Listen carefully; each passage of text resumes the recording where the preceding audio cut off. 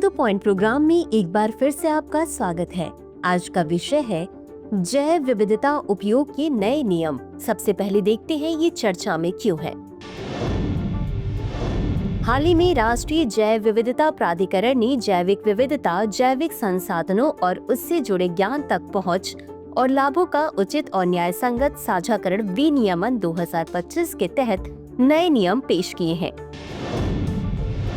अब जान लेते हैं नए विनियमन के बारे में।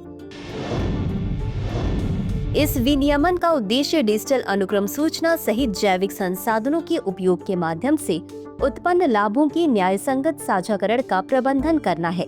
ये नए नियम भारत के जैविक विविधता अधिनियम 2002 और 2023 में इसके संशोधन के व्यापक ढांचे के अंतर्गत आते हैं, जिसे जैव विविधता का उपयोग करने की प्रक्रिया को सुव्यवस्थित करने के लिए डिजाइन किया गया है। इनमें यह सुनिश्चित किया गया है कि लाभ उन समुदायों के साथ साझा किए जाएं, जिन्होंने इन संसाधनों की रक्षा की है। अब देख लेते हैं इनकी मुख्य विशेषताएं। वार्षिक कारोबार के आधार पर स्लैब। नए विनियमन में जैविक संसाधनों का उपयोग करने वाले उद्योग या व्यक्ति के वार्षिक कारोबार के आधार पर लाभ साझा करने के लिए स्लैब पेश किए गए हैं। उच्च मूल्य वाले जैविक संसाधनों के लिए विशेष प्रावधान। ऐसे संसाधनों के लिए जिनका संरक्षण या आर्थिक मूल्य अधिक है, जैसे लाल चंदन, चंदन, अगरवुड और संकटग्रस्त प्रजातियां। न्यूनतम लाभ साझाकरण आवश्यकता बिक्री या नीलामी आय का 5% निर्धारित की गई है। वाणिज्यिक उपयोग के मामलों में यह प्रतिशत 20% तक जा सकता है। संवर्धित औषधीय पौधों के लिए छूट। औषधीय पौधों की खेती को प्रोत्साहित करने के उद्देश्य से इन पौधों की खेती में शामिल उपयोगकर्ताओं को लाभ साझा करने से छूट दी गई है।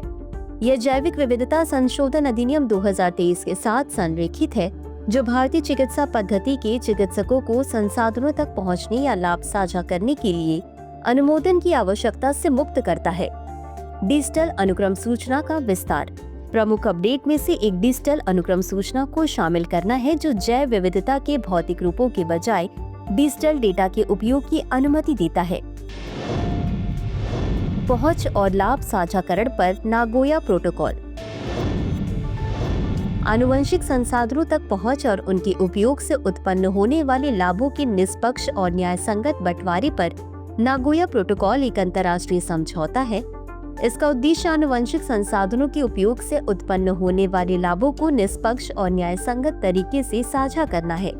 इसे 2010 में नागोया, जापान में COP10 में अपनाया गया था। अब जान लेते हैं NBA के बारे में।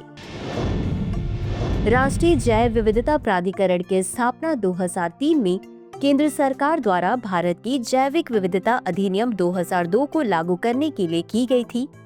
यह एक वैधानिक निकाय है और ये जैविक संसाधनों के संरक्षण, सतत उपयोग और उपयोग के लाभों के उचित न्याय संगत बंटवारे के मुद्दे पर भारत सरकार के लिए सुविधाप्रद विनियामक और सलाहकार कार्य करता है। इसका मुख्यालय चेन्नई, तमिलनाडु में स्थित है। अंत में देख लेते हैं आज के अभ्यास प्रश्न को। राष्ट्रीय जैव विविधता प्राधिकरण के बारे में निम्नलिखित कथनों पर विचार करें। 1. यह भारत में जैविक विविधता अधिनियम 2002 को लागू करने के लिए जिम्मेदार है। 2. इसका मुख्यालय नई दिल्ली में है। उपरोक्त दिए गए कथनों में से कौन सा सही है या सही है? A केवल 1, B केवल 2, C 1 और 2 दोनों, D न तो 1 और न ही 2। इस प्रश्न का उत्तर कमेंट बॉक्स में जरूर दें। आज के लिए बस इतना ही। धन्यवाद।